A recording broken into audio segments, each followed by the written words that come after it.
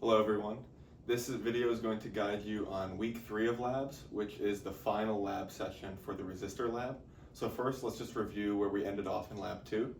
You had all taken your chips with an aluminum thin film on them, and then put photoresist on them and patterned that photoresist. After you left lab 2, your chip was taken, and it was dunked in a mixture of acids, namely phosphoric, nitric, and acetic acids. What that did is it etched the aluminum down to the silicon. So let's go ahead and show this on the cross section. Now your chips should look something like this. With aluminum etched away in very specific places. In addition to etching the aluminum, I also washed off the photoresist just by rinsing with acetone. So now all this photoresist will be gone as well.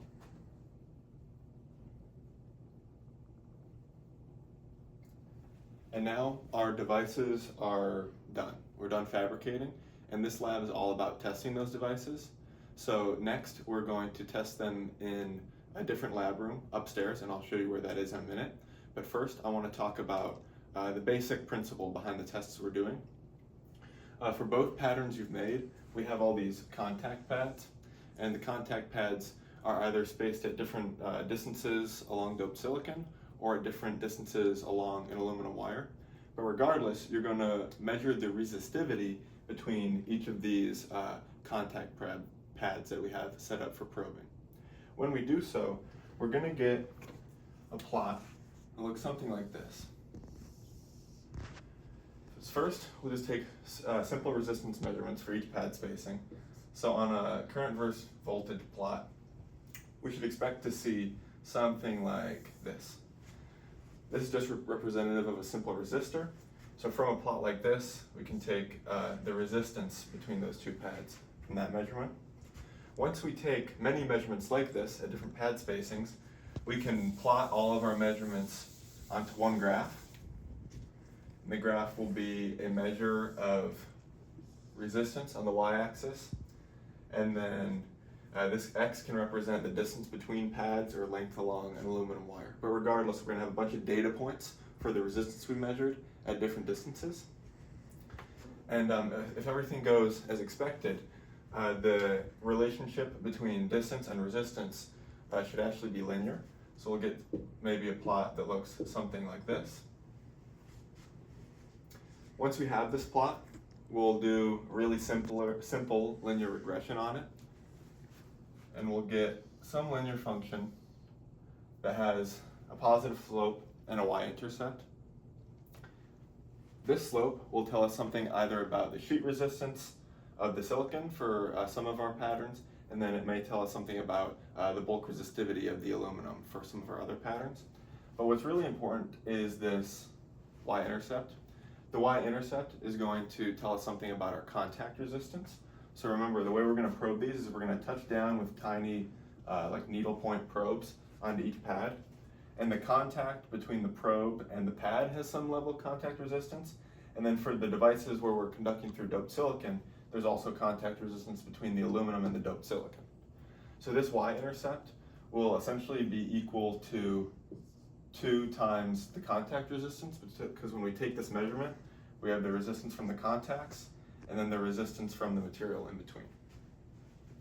So that's the key principle for this lab, and then the details are kind of outlined in the lab document in terms of how to calculate sheet resistance or the resistivity of the aluminum. All right, next, let's go see where the room is with the probe station and see how to test the chips. Okay, so before we go up to the testing room, I just want to show you something on the microscope real quick. Here is an image of what your chips will look like after they've been etched. So here's aluminum and here's silicon. Before you go ahead and probe these chips, I want you to take a picture in dark field mode.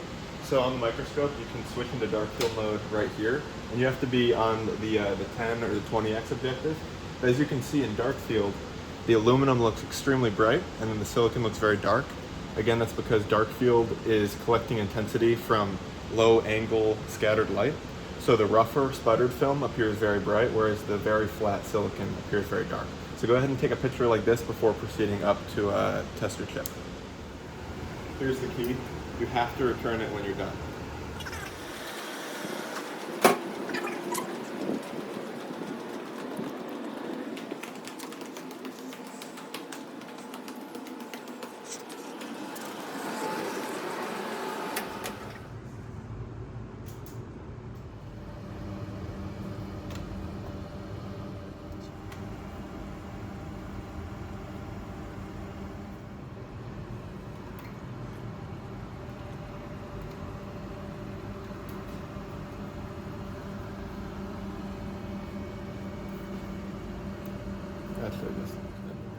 So here we are at the probe station. I want to go over the parts of it so that you understand what you're working with. It's actually a really simple tool. All we've got is a microscope, and then we've got that microscope camera plugged into the computer here with the M-scope software pulled up. What the probe station is just a spot for micro positioners to sit. And at the end of those micro positioners are these tiny tungsten needles that have real sharp points right at the end. Those are the actual points we're going to use to contact specific spots on our chip. And then they're connected to these micro positioners, and each knob will control either the XY movement of that micro positioner or the Z movement. So the first task is basically just to get the chip situated on here in a spot where we can actually touch down onto the right pads with the micro positioners. And sometimes it can be a little bit tricky, but hopefully if the person before you was probing a similar device, which they should be since we're doing many lab groups here, then that should streamline things a bit. So first, I'm going to take my chip and I'm just going to slide it onto that center hole.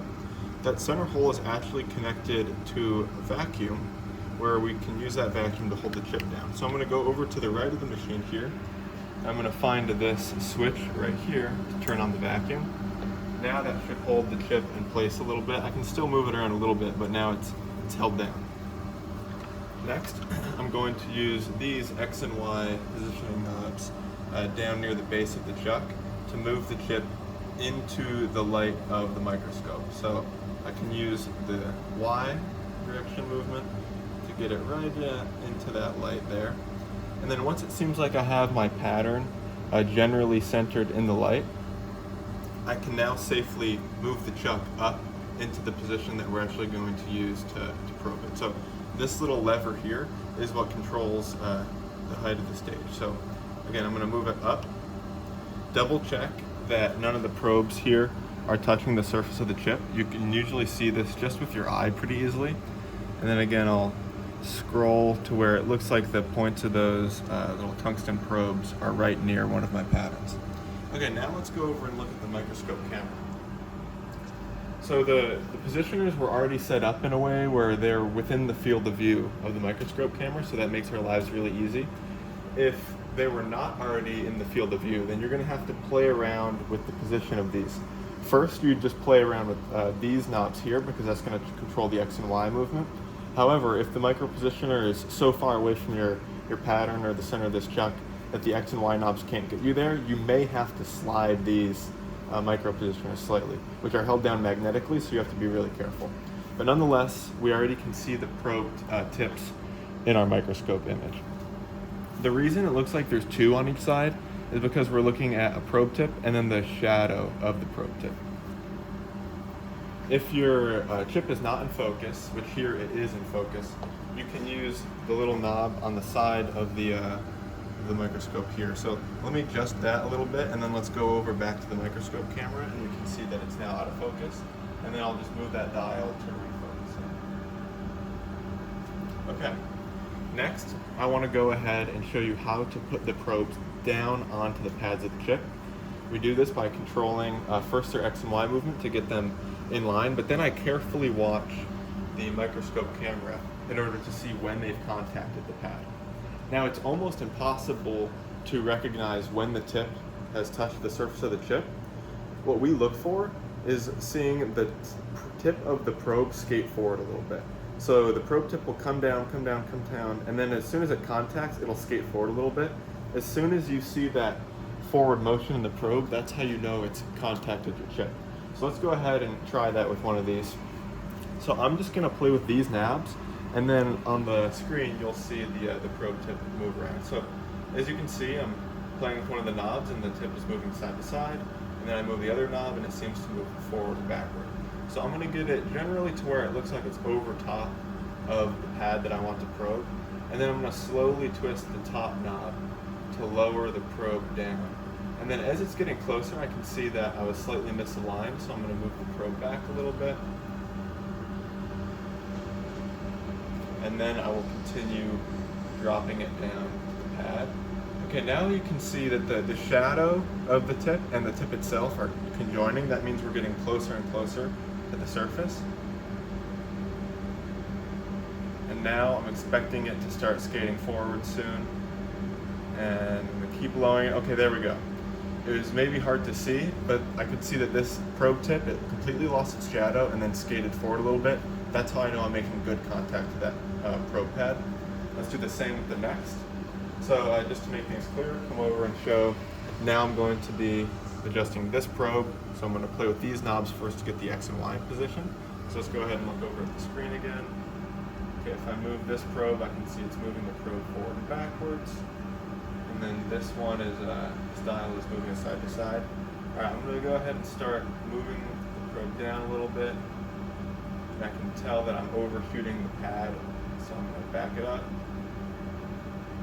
And then continue lowering. Okay, and then soon I should contact the chip. See the probe tip slide forward. Okay, there, it slid forward. So now I'm confident that both of my probes are making good contact with the aluminum pads. So we just finished ensuring that both of our probes are contacting the aluminum pads on our chip. Now we want to make sure that the micro positioners with the probes are actually plugged into the Keithley. This is really just a high-tech multimeter, and this is what's going to be measuring the resistance for us. So on the left, I have this one plugged into SMU1, which is good, and then the one on the right is plugged into SMU2, which is good. Now when I say right probe and left probe, I want to clarify that these are actually flipped when we look at the microscope camera. So the probe on the right in real life is actually this probe, and then vice versa. Next, let's go ahead and open up the Keithley test environment, which will let us run the parameter analyzer. Okay, so when I open it up, it may already be on the resistor test, but if it's not, you can go over here to the left. There'll be all different types of electrical tests you can run. We're going to select this 2-wire resistor and then the RES test. Let's look at some of our parameters. It looks like on the left side we're hooked up to SMU1, and on the right side we're hooked up to SMU2. That's good, that's exactly what we want. We're going to sweep from -5 to 5 volts, and then we're going to measure the current. Okay, that looks good.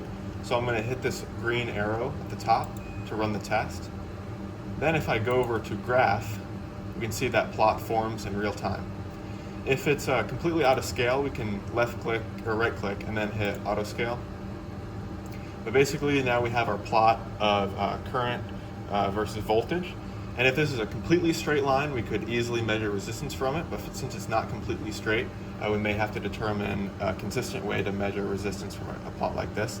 But this is basically going to be one data point on our resistance versus distance graph. So that's basically the whole lab. You're going to repeat the process of placing your probes, ensuring that they are on the correct contact pads on your device, and then running a test to measure its resistance, basically for all of your devices. Before leaving here, we can either just take a picture of this graph and then calculate the resistance from it later, but if we want to do some better data processing, we can right click and then hit, not crosshair, but actually save as. And then we can use this window to save both a picture of the graph and then the raw data to this computer. This computer is not connected to the internet, so you'll basically need to bring some sort of flash drive to get the data off of here, which can be kind of a pain, which is why I recommend it's completely fine to just take a picture of this, and that'll be all you need for the lab, as long as you have a picture of this for each of your pad spacings and that each of them is correctly labeled.